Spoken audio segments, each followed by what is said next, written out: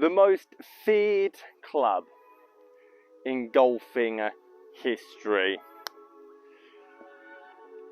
Or is it? Oh, I love it. That's so good. Oh, must keep this one. I went down a rabbit hole on trying to find one of the hardest golf clubs in the world. And to be honest, I think I've done a very good job considering the modern day market. And famously, plus historically, I think a good majority would agree with me that this is the hardest golf club in the world to hit for most golfers. But times have changed. Clubs have got easier. This club hardly gets made anymore. And the real question is, what is the most feared golf club in the world? Well, after that shot, it's definitely this one.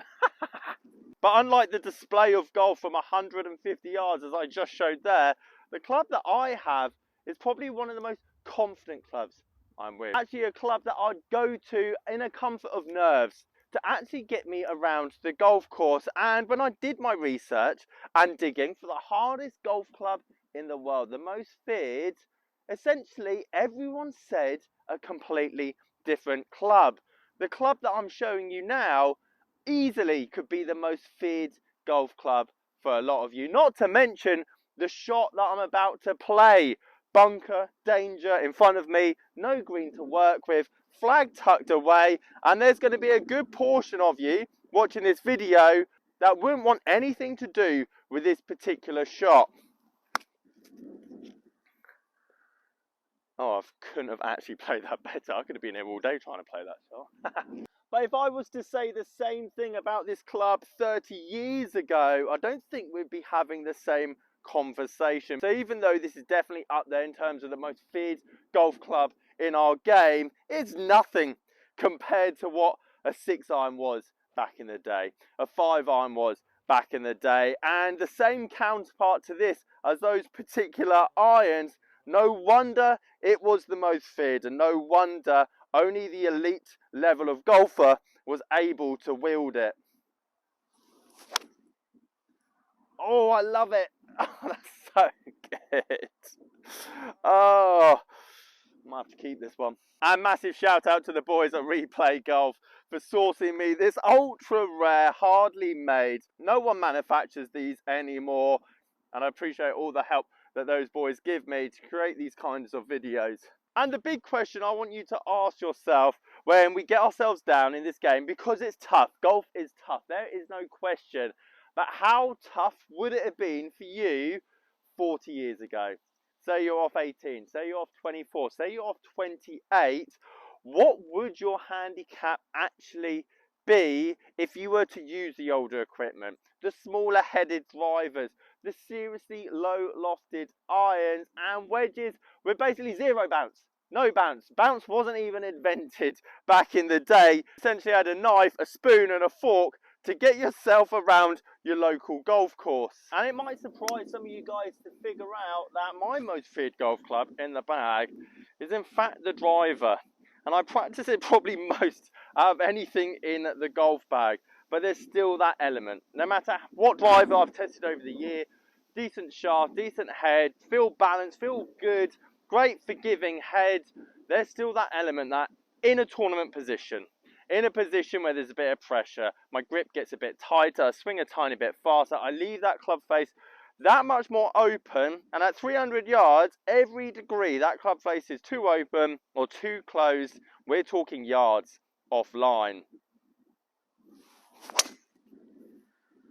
Oh, I do love this head type. But again, that could be disastrous off the tee. We look at the most feared club in the world, and because I have a relatively decent club head speed, and this is why I love this game of golf, everyone's different. You start the game, you love the 7-iron because it gives you a decent amount of distance off the tee or around the fairway, and it just has averages going forward. You hit it 100 yards, 120 yards, 150 yards, but then sometimes you hit your rescue 10 yards, or you hit your fairway 4 yards, or your driver 100 yards offline. And sometimes it's just nice to have a club in the bag that you can confidently say won't be as destructive as anything else and still gives you that element of distance to get you around the golf course.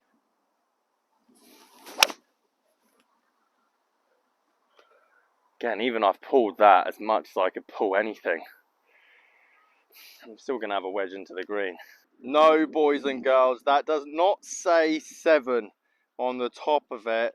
It says 1, the 1 iron. I'll show you what brand, because there's not many of them out there anymore. And anything nowadays, especially after the boom of the pandemic, that has a 1 on the bottom of it goes for a premium.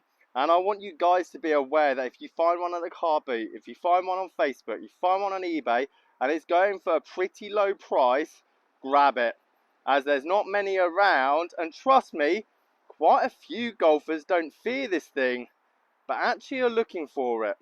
And I can hear a lot of you in the comment section going, Simon, that is not a 1 iron, that is a hybrid at best. And it goes to show how technology has moved on over the years. 1 irons, drivers, wedges, putters, we get given a lot of help. And I'm the first to admit we've plateaued for an extremely long time, but over the course of the last 40 years, and a lot of the guys that have been playing the game for 40 years, watching the channel, will tell you how much easier the game is. Or sometimes, which I do find fascinating, they want to go back to their old trusty 30-year-old driver, trusty 5-wood, trusty iron, as there's no right or wrong in this game, and it's whatever gets you around the golf course in the best score, and not necessarily always about new technology. You don't see that stamp of loft on an iron that much nowadays, unless it's a game improvement 7 iron from one of the big manufacturers. Oosh! As far as I'm aware, there's only a select few TaylorMade irons that came out with a 1 iron. I have seen some earlier pictures of a P790 with a 1 slapped on the end of it, but 1 irons aren't really a thing anymore. 2 iron is plenty of loft, but there's not many of these out there. And if it's Callaway, Mizuno, Strixon, whatever it is, and you find one of these in the wild, £50, £60, grab it. I don't care what the grip is, I don't care how bad the shaft is, you can replace all of those, as it's something in our game that's potentially not being promoted, and probably for good reason. Guys, if you like this video, you're probably going to like my outrageous find at American Golf. That is quite similar to this kind of head style, but are nowhere near the same kind of price, and it's brand new. If you like the sound of that, this video up here on the right hand side.